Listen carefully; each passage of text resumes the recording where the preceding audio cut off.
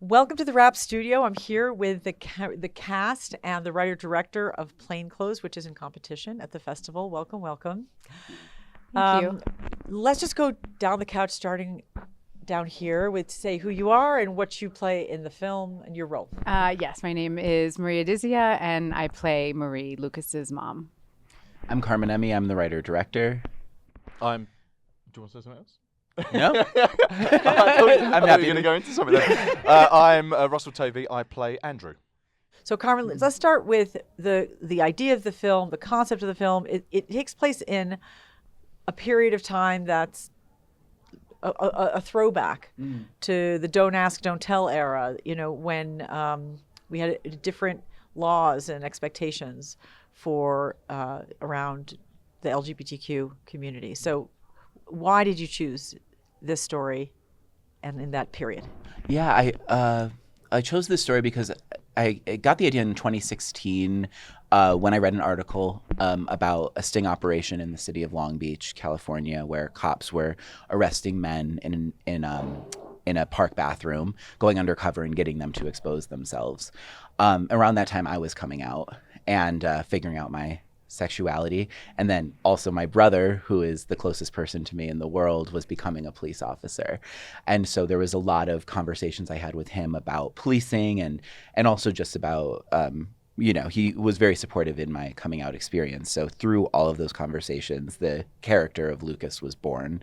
In terms of like setting it in the 90s, I set it at a time, at the time when I realized when I started suppressing my feelings, I suppose. Like through writing the script, I was just doing a lot of soul searching and reflecting on my own life. And I kind of pinpointed 1997 as the year where I had in my mind that being gay was bad and not desirable as a boy. And that's when I knew I wanted Lucas's story to be set during that time. Yeah. Your realization that that was your awareness, that was your consciousness. What did that propel you to do? Did it propel you to think at some point that needs to change, or did it drive you as an artist, as a writer?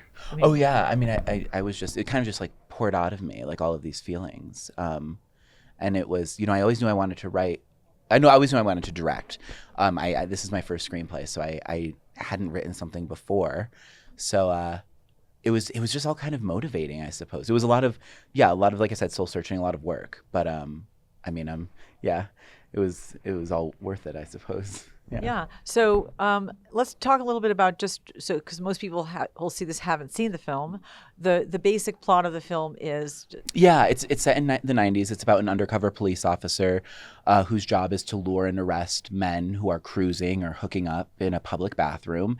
And it's about what happens when he falls in love with a target. The film takes place over the course of 2 timelines when he meets his love interest, Andrew, played by Russell, and a New Year's Eve party in which he's surrounded by his kind of chaotic family and harboring this secret from his mom, who Maria plays, Marie. Well, let's start with Russell as the love interest. So how did this character strike you? Because this whole idea of like cruising in malls, first of all, what's a mall? Nobody goes to malls anymore. Like so much of it feels like, society has moved on from a lot of things, but yet it hasn't in some ways. So how did you approach your character who falls in love or has an affair with Andrew? You can interpret that however. Yes. How did I approach the character of Andrew? I think, as an actor, you can only go on the script and the dialogue to begin with, and then you start cherry picking from your own experiences, and then you transfer those into the character you're playing. I think that's what all actors do, is that we draw on things that happen to ourselves, we hold on to trauma, we hold on to events, happy, sad memories, and when we need them for the characters, we can sort of season them into the performances. So for me, I'm gay, and growing up, I definitely struggled with that. And I think that was very visceral at a certain time, like what Carmen was saying about his experience, and that lives within me. So I'm able to draw on them feelings of shame or trying to hide from who I was meant to be.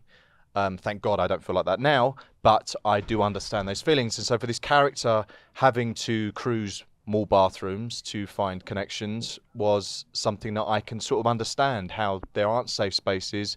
Society creates this situation because it creates these people, because this is the scenarios that we find ourselves in, because there isn't a welcoming experience for many of us.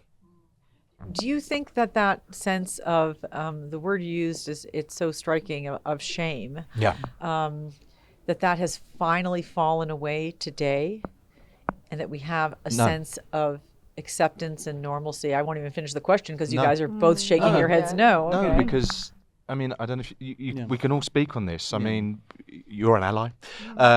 We're gay. I mean, you would hope, if you wait long enough, the world moves in circles, and you would hope that, you know, this would be a period piece and this would be stuck in that time in history and we've moved on. We haven't. You just look at what's happening in the last few days. This is terrifying times, and this sort of work has to be visible, and we have to tell these stories, and you have to normalize it, and you have to see these experiences and understand that, you know, there's humanity there, that you can't demonize a whole community of people because of a certain rhetoric.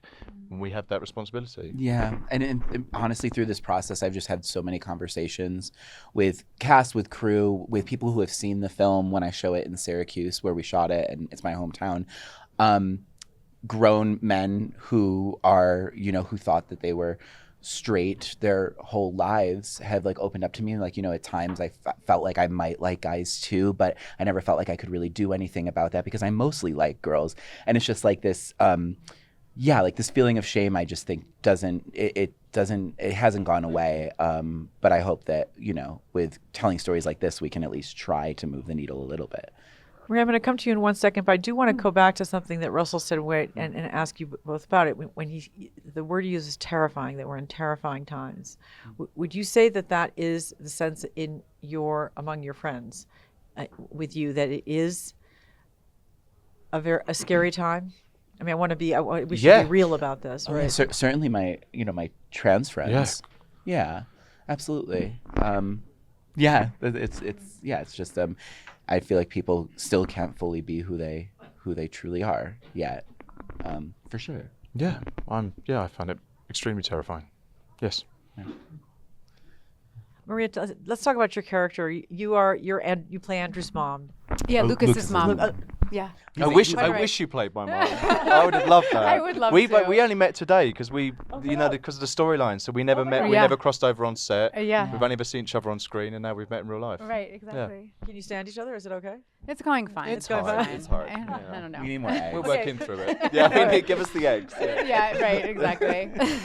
Back me up. We back me talked up. through Carmen. How did you approach your character and your relationship with Luca?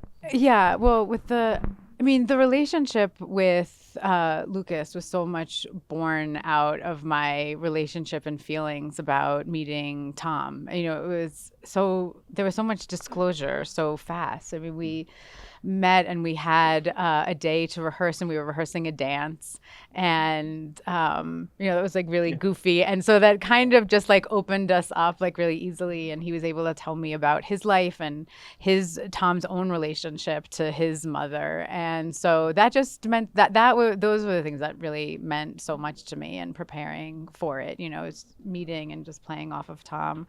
But one of the things like about what you were talking about before was, in having read the script and thinking about it, I thought so much about how no matter like how close knit and supportive a family is, there are fundamental things about you that can be unseen. And I thought for Marie, that ends up being this kind of secret burden for her a little bit, that her husband is ill, in the movie. And so she hasn't been able to pay attention to her son maybe in all of the ways that she wanted to as a mother. Yeah. So she doesn't see him fully. Yeah. What have been some of the reactions to the screenings that you had? I'm just curious. Like the test screenings, or just wherever you've shown it. Is it? Because that premieres tonight. It premieres tonight. Yeah. I mean, it's been pretty positive. Like I said, I think the most beautiful part of this experience is getting to have the conversations with people after the screenings and hearing people open up. Yeah, I could like tear. I tear up thinking about it.